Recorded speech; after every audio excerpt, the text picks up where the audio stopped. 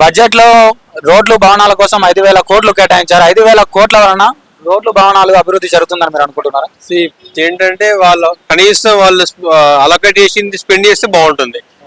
అది డెవలప్మెంట్ అవుతుందో లేదంటే అట్లీస్ట్ వాళ్ళు ఎంత అలొకేట్ చేశారో అంత స్పెండ్ చేస్తే అది పబ్లిక్ యూజ్ అవుతుంది. అట్లీస్ట్ అదెలా స్పెండ్ చేయాలి. ఓల్డ్ సిటీ మెట్రో విస్తరణ కోసం 500 కోట్లు కేటాయించారు సార్, అది సాధ్యం అవుతుంది అంటారా? Takes some time but at least try చేశారు కదా, ట్రై చేసి కంప్లీట్ చేస్తే బాగుంటుంది. ఎస్సీ ఎస్టీల కోసం 50,000 కోట్లు కేటాయించారు సార్, అది అవసరం అంటారా? అదేనండి, కేటాయిస్తారు కానీ ఇంప్లిమెంట్ చేయరు, అది ప్రాబ్లం. కేటాయించడం అన్ని కేటాయిస్తారు కానీ once they implemented then useful for public.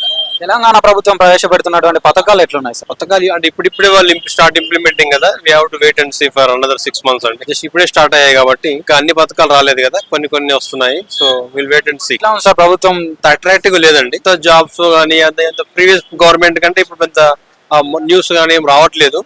Maybe వాళ్ళు పబ్లిష్ చేయట్లేదో తెలియట్లేదు కానీ జనరల్ ఒపీనియన్ మటుకు నాట్ సో గుడ్. కేసీఆర్ గారికి రేవంత్ రెడ్డి గారికి మధ్య తేడా అంటే ఏం చెప్తారు సార్? అదేం లేదండి, ఎవరి స్టైల్ వారిదే ఉంటుంది కదా. సో ఈ హ్యాస్ ఎక్స్పీరియన్స్ ఉంది కాబట్టి, ఇతను కొత్త కాబట్టి you have to wait and see.